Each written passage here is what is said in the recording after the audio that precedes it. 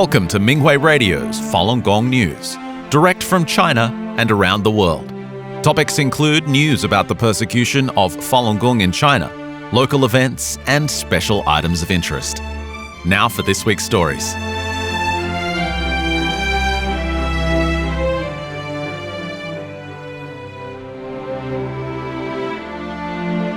USA. A rally was held in front of the Chinese consulate in San Francisco, California, on August 7th to urge the Communist Party to release the 26 Falun Gong practitioners arrested in Changchun, Jilin Province in July and to end the persecution. Several practitioners who were persecuted for their faith in China recounted their experiences and called on the general public to focus on the brutal persecution.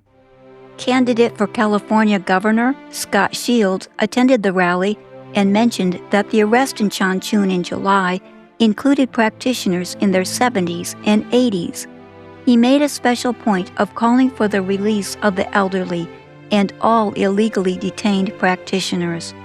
He said that the U.S. Congress, the European Parliament, and international human rights organizations should pay attention to and condemn the persecution. He emphasized the torture, arbitrary detention, and forced organ harvesting practitioners endure and made several requests. Stop the persecution of Falun Gong. Release the elderly practitioners detained in Changchun.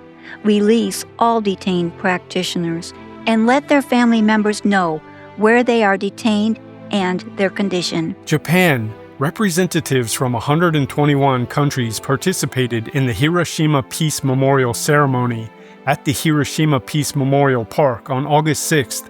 It was the 81st anniversary of the atomic bomb explosion in that city.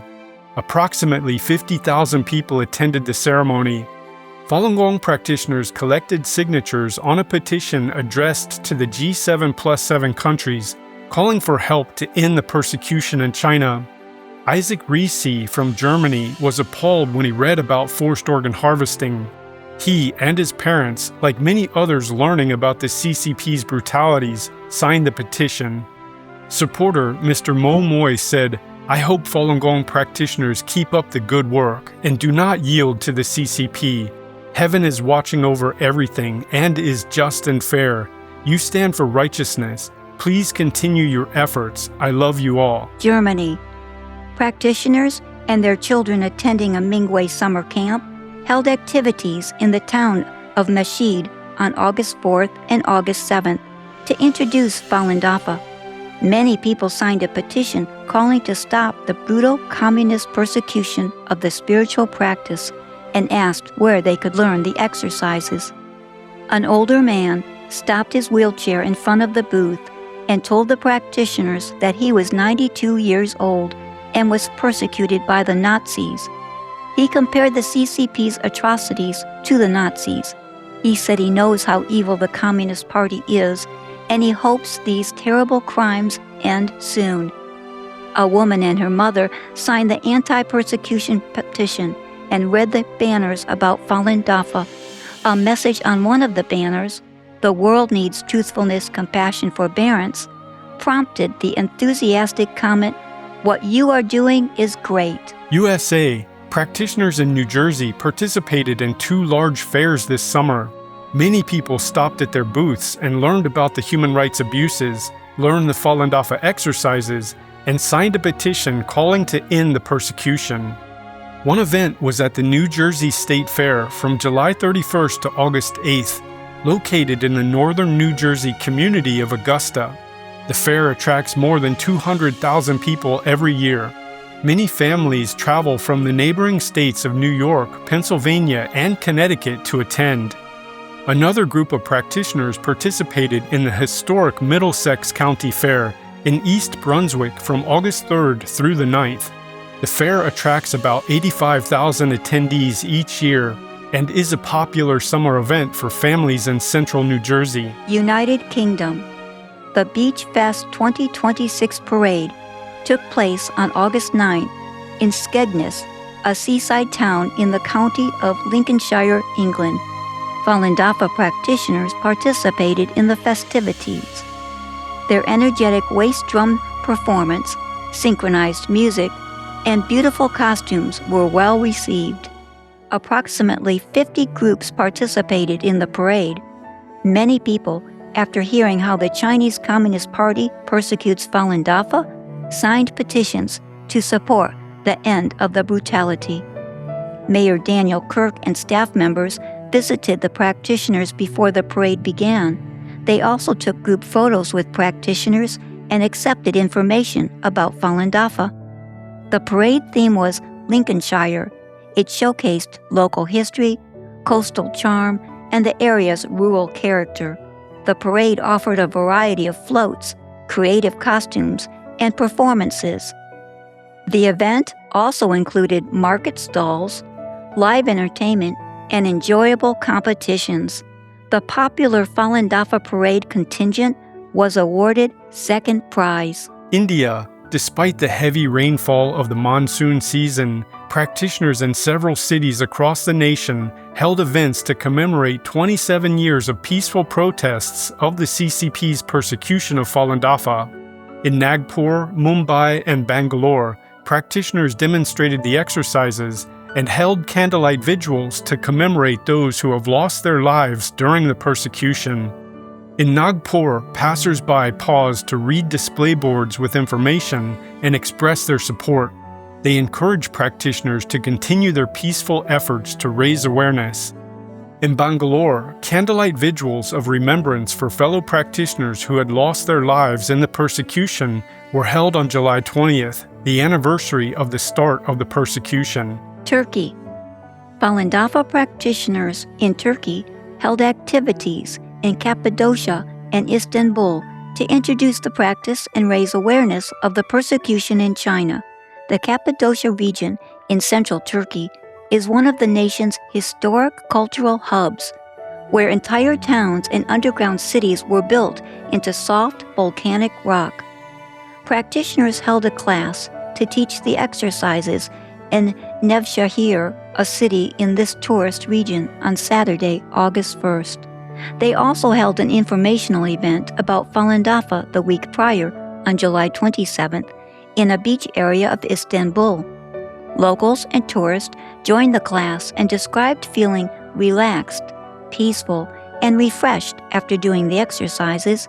Many also expressed interest in Falun Dafa's principles of truthfulness, compassion, and forbearance. Taiwan. Young practitioners attended a Falun Dafa youth summer camp at National Chung Kung University in the city of Tainan on July 25th and 26th.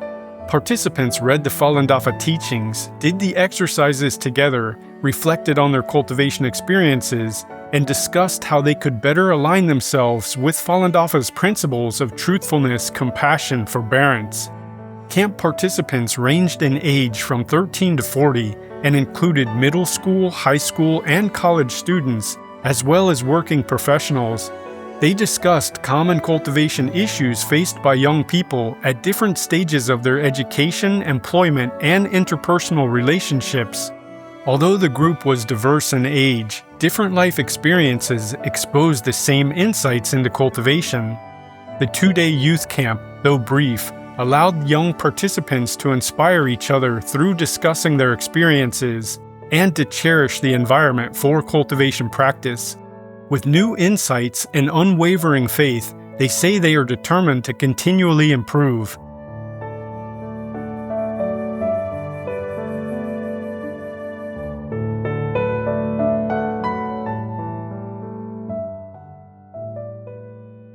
The following are selected cases of persecution of Falun Gong practitioners in China.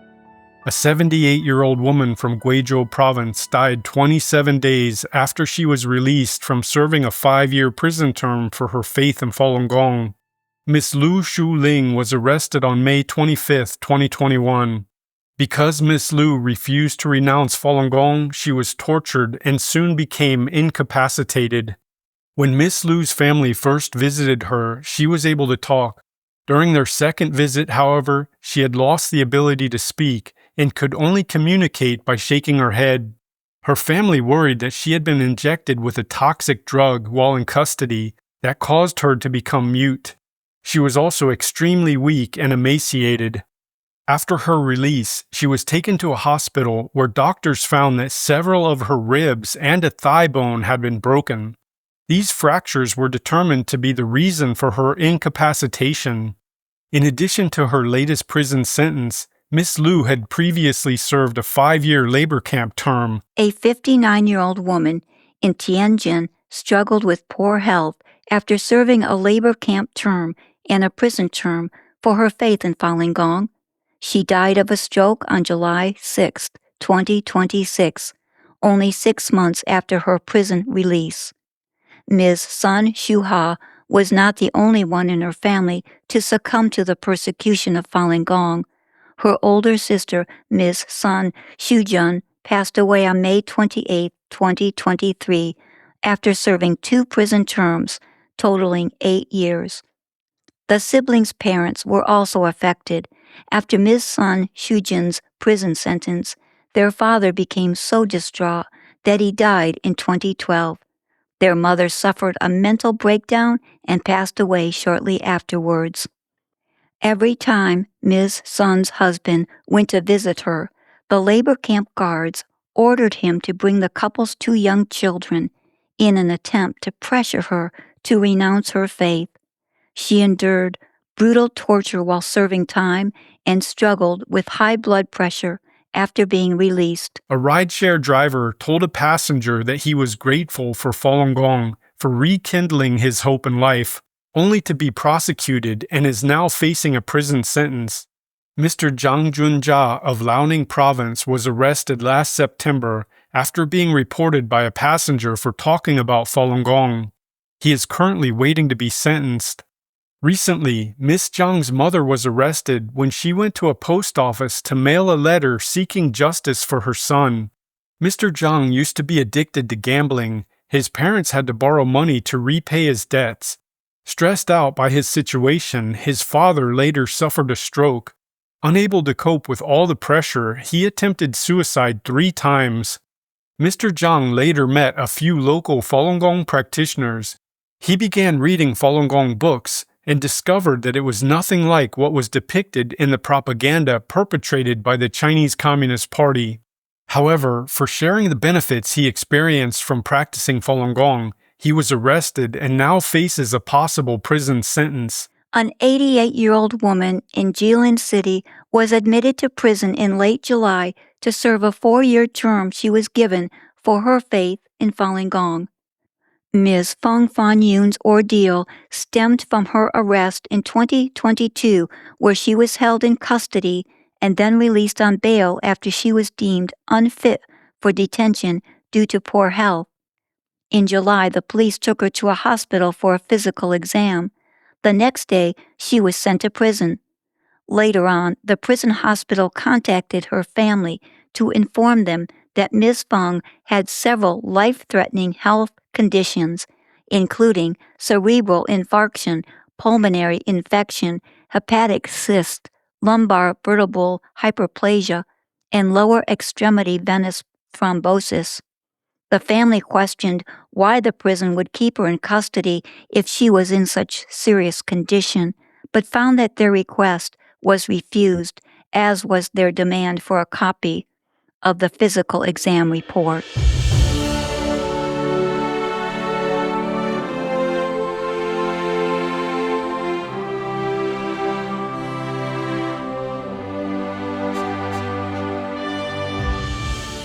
Swiss council members say CCP's persecution must end.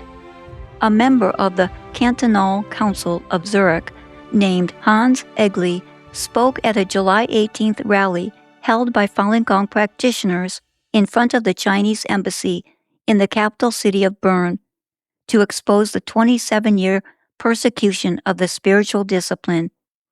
He pointed out that the persecution is not ancient history.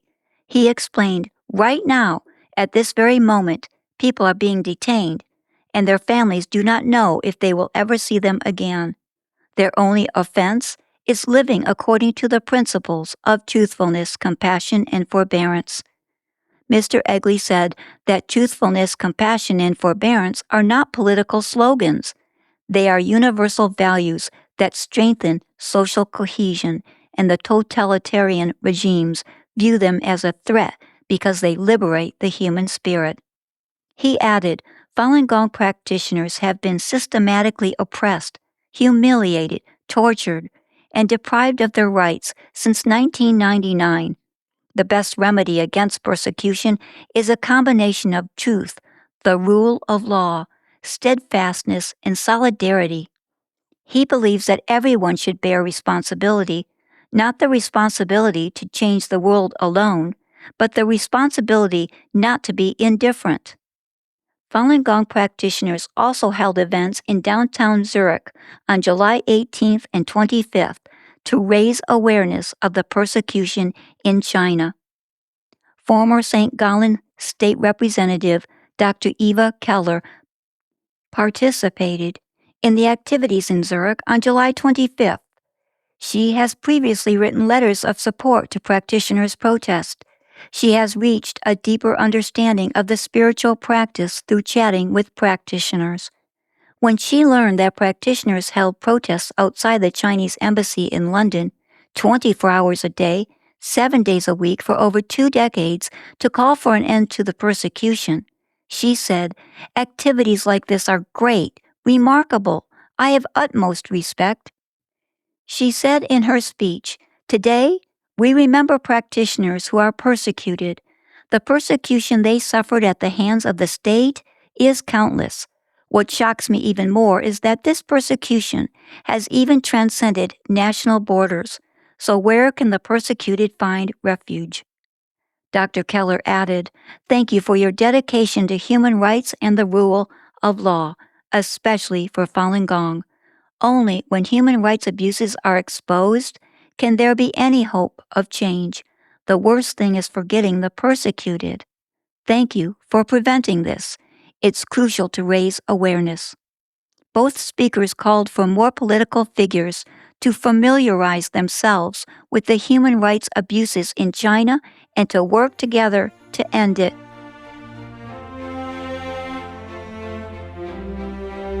Festival attendees in Finland take a stand against the persecution. The Puesto Fiesta Festival took place in the city of Tampere on August 2nd. It is a family event designed to bring the local community together. Many local businesses, sports clubs, and non-profit organizations are showcased.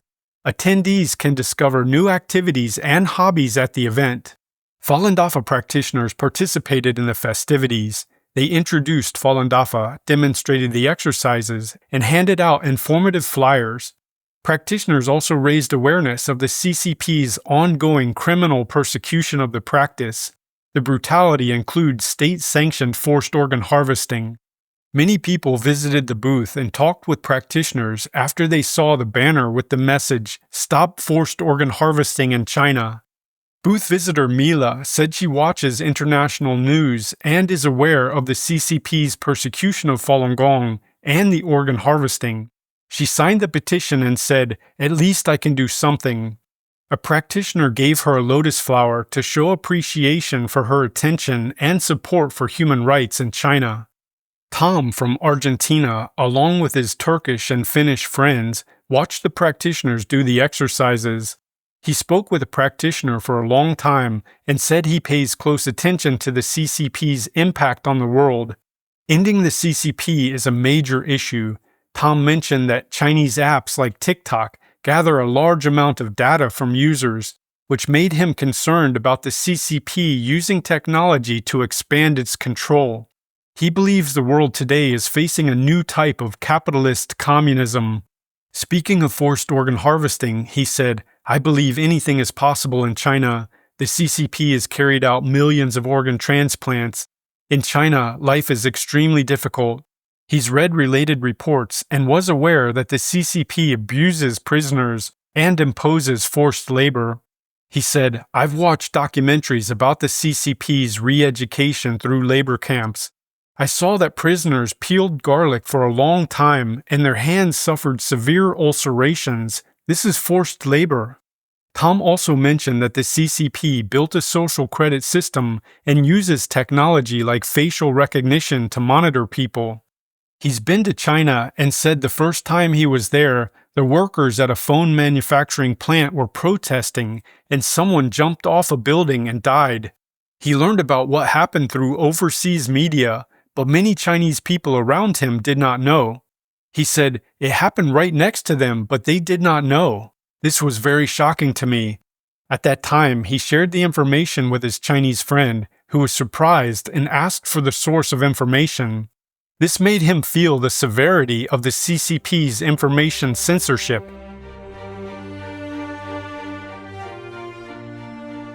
Slovakian bridge illuminated in blue light to raise awareness of persecution.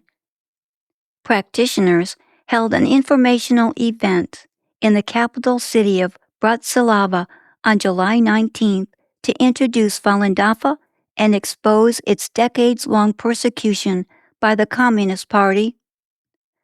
The city of Nitra, northeast of the capital, arranged for the Krnava Bridge to be illuminated in blue on July 20th in support of international efforts to raise awareness of the persecution of Falun Dafa practitioners in China. The city's announcement about the bridge noted that international organizations that included Amnesty International, Human Rights Watch, and the United Nations have for many years documented arbitrary detention, torture, and other human rights violations committed by the CCP against practitioners in China.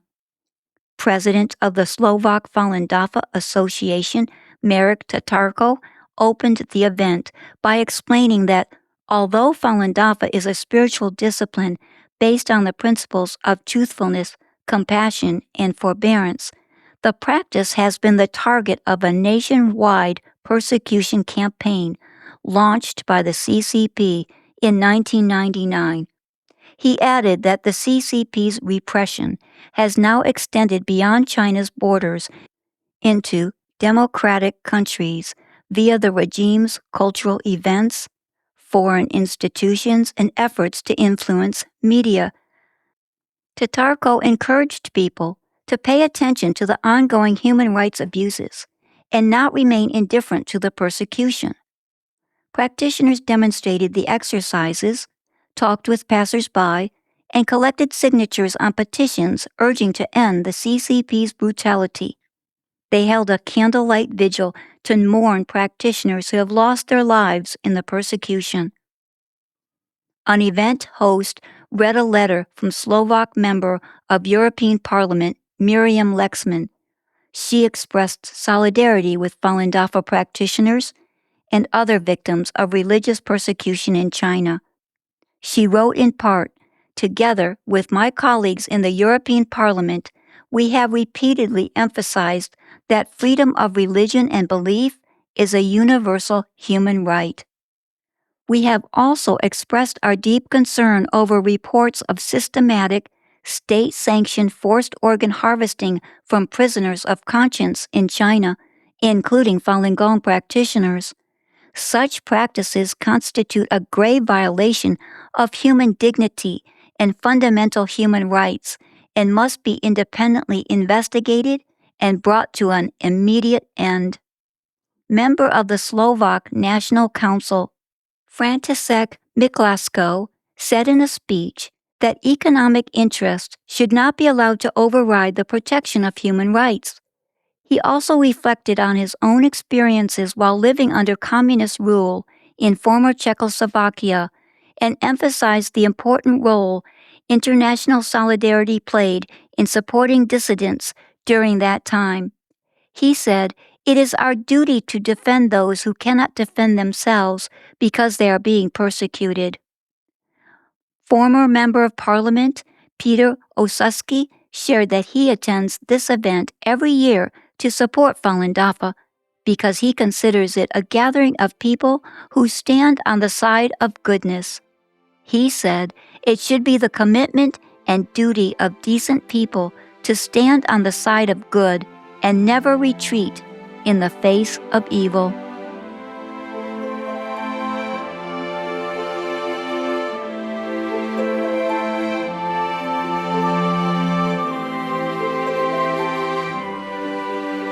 Thank you for listening to the Minghui Radio Podcast. For more information, including news about the persecution of Falun Gong practitioners in China and experience sharing stories by practitioners around the world, please visit our website at en.minghui.org.